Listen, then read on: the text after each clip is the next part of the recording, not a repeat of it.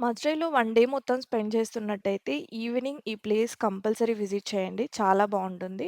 ఇదొచ్చేసి Meenakshi Amman main temple నుంచి 3.5 kilometres ఉంది. Almost 15 మినిట్స్‌లో మీరు ఆటోలో రీచ్ అయిపోవచ్చు. ఓన్లీ రూ. 100 ఏమో చార్జ్ చేస్తారు. ఎక్కడి నుంచి ఎక్కడ దిగినా కూడా మదురైలో రూ. 100 ఇవ్వాల్సిందే.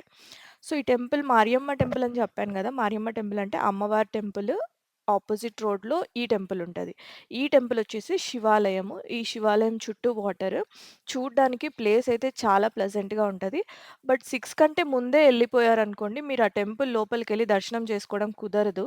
ఎందుకంటే 6 తర్వాతే ఇక్కడ నుంచి బోటింగ్ స్టార్ట్ అయితది. సో, ఇక్కడ బోటింగ్ పాయింట్ నుంచి మిమ్మల్ని బోట్‌లో తీసుకెళ్ళి టెంపుల్ దగ్గర వదిలేస్తారు. మీరు దర్శనం చేసుకొని మళ్ళీ రిటర్న్ అదే బోట్‌లో వచ్చేయొచ్చు. Night life and street food enjoy చేయాలంటే ఈ ప్లేస్ అస్సలు మిస్ అవ్వకండి మదురైలో. Thanks for watching. Please subscribe for more videos.